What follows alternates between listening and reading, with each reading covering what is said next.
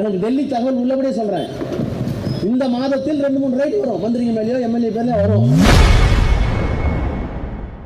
அமைச்சர்கள் மீது அமலாக்கத்துறை ரைடு வர உள்ளதாக திமுக எம்பி ஆர் ராசா திமுக நிகழ்ச்சியில் தெரிவித்துள்ளார்.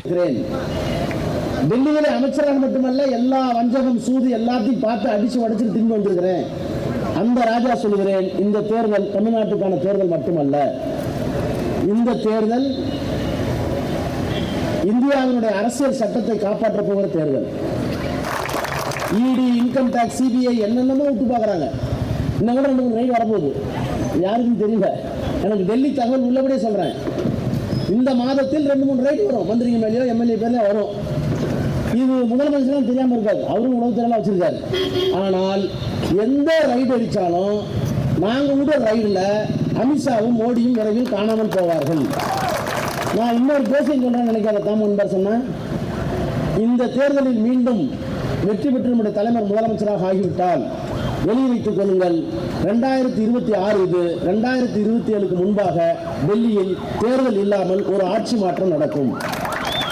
அந்த ஆட்சி மாற்றத்தில் திராவிட முன்னேற்ற கழகம் பங்கெடுக்கும். அப்பதான் உண்மையாலுமே டபுள் இன்ஜின் சிஸ்டம் வரும். இப்போ டப்பா இன்ஜின் இருக்குல்ல, டெல்லியில ஒரு இன்ஜின், தமிழ்நாட்டில் ஒரு இன்ஜின். அவங்க சொல்றாங்க இங்க அதிமுக ஆட்சிக்கு வந்துட்டா டபுள் இன்ஜின். அது டபுள் இன்ஜின், டப்பா இன்ஜின் தான் நம்ம தலைவர். எழுதி வைத்துக் கொள்ளுங்கள், மீண்டும் முத்துவேல் கருணாநிதி ஸ்டாலின் என்ற மாமனிதர் முதலமைச்சராக வந்துவிட்டால் ஓராண்டு காலத்தில் டெல்லியில் ஆட்சி மாறி அங்கேயும் இங்கேயும் நம்முடைய ஆட்சி இருக்கும். அப்போது